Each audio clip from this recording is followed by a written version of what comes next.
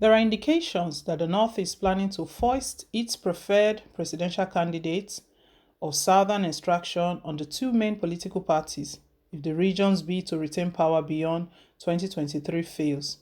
A source who is privy to the plan told our correspondent that the plot is part of North strategy to ensure that it decides whoever succeeds President Muhammadu Buhari, whether a northerner or southerner.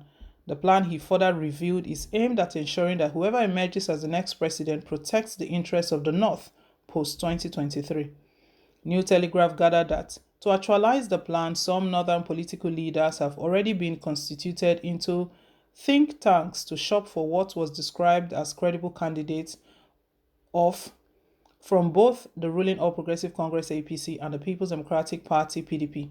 Both parties are still wavering on where their respective presidential tickets will go between the North and South. The source, who is privy to the move by the North, told our correspondent that it is the region's plan B should both parties agree to cede the presidency to the South after Buhari. Power is expected to shift to the southern part of the country in 2023, given the power rotation deal between the North and South, which took effect from the return to civil rule in 1999.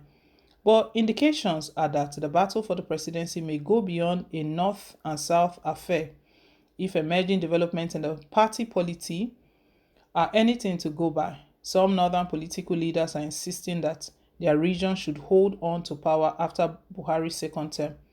Their quest is premised on the need for the North to have another 4 years in order to be at par with the South as regards occupancy of the presidency since 1999.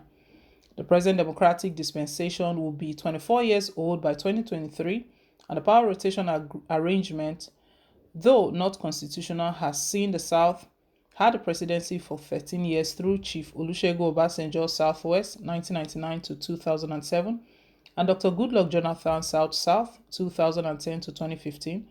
For the North, the region would have been in power for 11 years by the time Buhari completes his second term, as Umaru Yar'Adua, who succeeded Obasanjo in 2007, passed on after 3 years in office.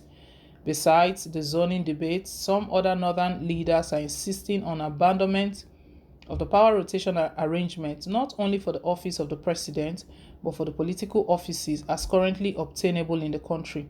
However, the position of southern leaders is that it would be suicidal for the North to retain power after Buhari, given that Nigeria's unity is presently under threat.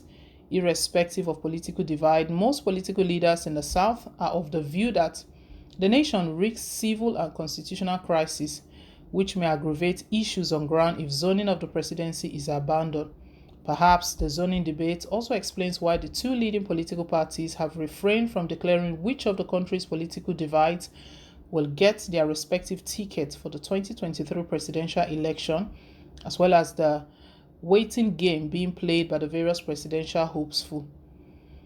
But confiding in New Telegraph that the North may back down from fielding a presidential candidate in 2023, a top northern politician who spoke with the newspaper said all the region wants in 2023 is a win-win situation.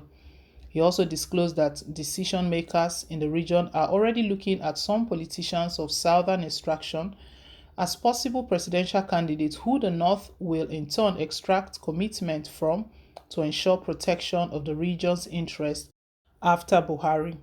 Already penciled down by some northern APC leaders, the source further disclosed, are two ministers in the Buhari cabinet. Surprisingly, the duo hail from the southeast. They are the Minister of State for Education, Honorable Emeka Uwanjoba, and his science and technology counterpart, Dr. Ogbonaya Onu. This seems to construct the belief in some political quarters that the APC presidential ticket for the 2023 election will be ceded to the southwest, with a former governor of Lagos State and national leader of the party, Asiwaju Bola Tinubu, as the main contender. The conviction perhaps stemmed from the fact that the ruling party is more rooted in the southwest than the east. Presently, APC controls 5 of the 6 states of the zone: Lagos, Ogun, Ekiti, Osun, and Ondo. In the southeast, the party is only in charge in 2 of the 5 states of the zone, Imo and Ebonyi State. But the source who spoke on the southeast chances of clinching the ruling party's presidential ticket said, Onu is a Buharist to the core. He's also cool-headed, intelligent, experienced as a former governor, and has no baggage. So he's a potential candidate. He has a lot of IOUs to run on in 2023. He added, "You will recall the role he played in 1999 when he stepped down as a presidential candidate of the All People's Party (APP) to pave the way for the pact between the party and Alliance for Democracy to work so that the contest will be Southwest affair. That shows that he's a statesman. He doesn't have all the money to prosecute a presidential project, but there are people in the North who are ready to put their money on the table for him. I will also tell you that all the North will do to see to Onu's emergence as APC presidential candidate is to mobilize delegates from the region to vote one way at the party's presidential primary election, and he would defeat any other candidate." The source particularly noted that the game plan by the North is fast gaining currency within the APC fold than the PDP, as the ruling party will throw the contest for its presidential ticket open, while the main opposition party appears to have concluded that its ticket will go to the North. Asked whether voters in the North would not prefer to support the PDP if the party opts for a northern presidential candidate, the source maintained that the most northern electorate will still go with the APC in 2023, even if the PDP fields a candidate from their region, as according to him, what matters most to the people of the region at the moment is a president who will stabilize the country. Insecurity is further accentuating poverty in the North, and that explains why some people and groups in the region are calling on Buhari to resign as president. All the region is interested in at the moment is stability. But when it comes to making choices, I don't think the North is going to make a shift from the APC. The people of the region will be guided by interest when taking decision on who becomes the next president. And it will interest you to know that the North is more ready for progressive politics ahead of 2023. So the consensus of most people in the region is that Nigeria needs a president who will ensure security and development, he said. Basically, what the North needs is that they don't want to get their hands off power. It's been revealed here that all they are looking for is that at the end of the day, it has to be a win-win situation for them. So if presidency is not going to the North, if it's going to the South, it has to be a loyalist to Fulanis, a loyalist to the Northerners. This is a serious matter.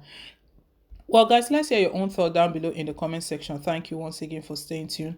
Please don't forget to like, share, and to subscribe till I come your way again with more updates. Bye.